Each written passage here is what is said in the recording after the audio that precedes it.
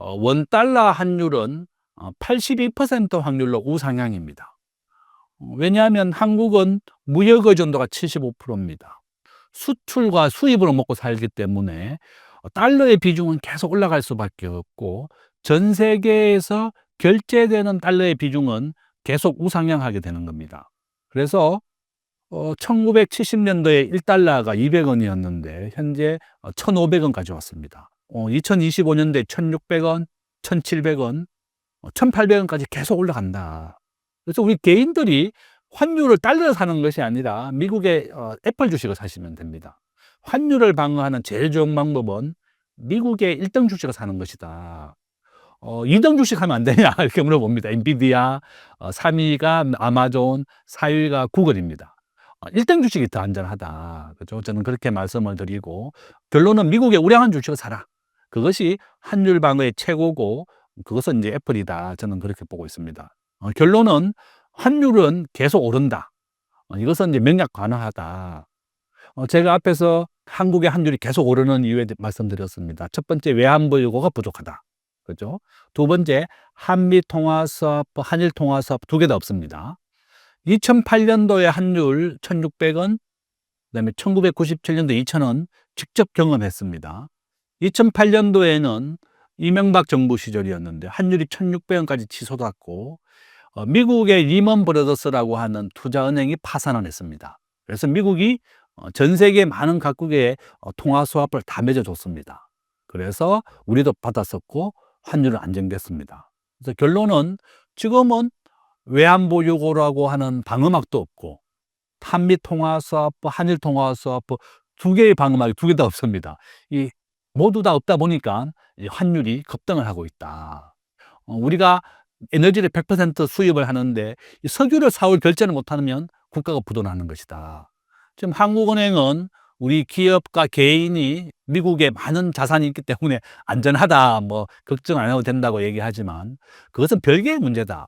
국가가 스스로 외환보유고를 충분히 쌓아서 환율을 안정시켜야 되는 책임이 있는데 그거에 대해서는 좀 부족하다. 저는 정말 제발 좀 했으면 좋겠다.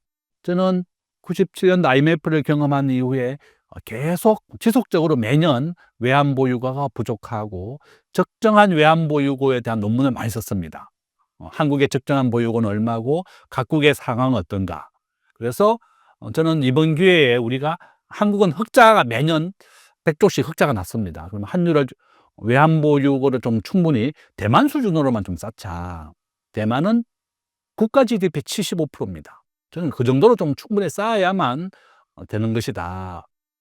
정말 우리는 IMF를 경험했음에도 불구하고 대비하지 못했습니다. 그래서 환율이 2025년도 1,500원, 1,600원까지 또 상승하는데, 저는 시급하게 정치가 안정된다면 한미 통화수합, 한일 통화수합을 맺어야 되겠다. 그죠? 그것이 가장 중요하고, 우리가 미국나 고우나 일단 우리가 미국과 좋은 관계를 유지해야 됩니다. 주한미군이 한국에 3만 명 정도 있고, 미국이 본국의 안전을 위해서 주한미군이 주둔하고 있지만 우리의 안보에 대해서는 아주 큰 영향을 줍니다.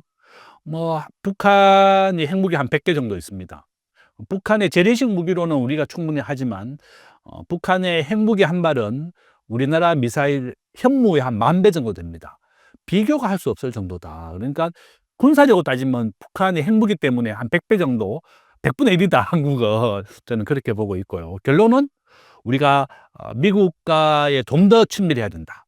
무역 의존도 33%의 중국을, 미국은 20%인데 이걸 바꿔야 됩니다. 전 세계 경제에서 중국이 차지하는 비중이 15%입니다. 그러니까 우리가 중국에 대한 의존도를 15% 낮추고 미국을 30% 올려야 됩니다. 중국에 투자했던 롯데 신세계 완전히 망했습니다. 완전히 다 팔고 나갔고, 현대자동차 5개 공장을 지었는데 90%가 문 닫았습니다.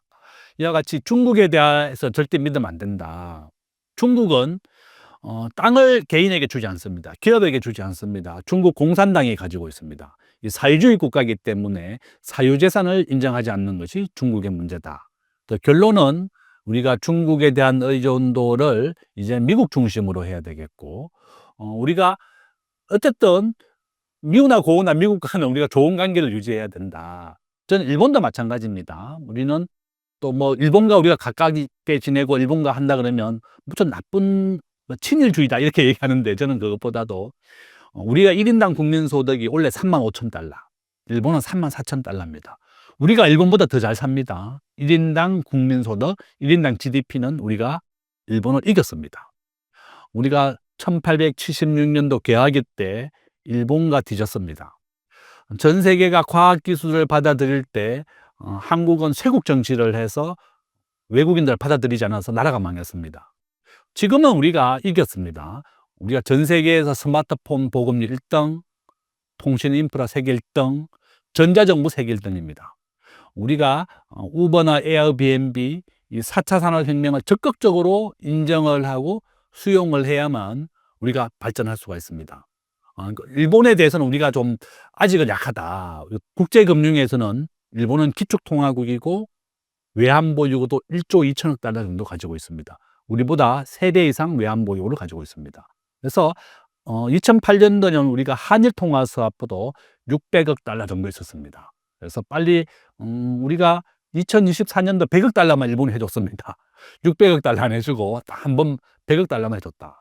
일본은 기축통화국이기 때문에 미국과 일본과 통화 스와프를 맺는 것이 한국의 환율 방어에는 가장 좋다. 그래서 외환보유고를 당장 쌓기 힘들기 때문에 정치가 안정된다면 저는 우선적으로 통화 스와프를 좀 체결해라, 이렇게 말씀을 드립니다.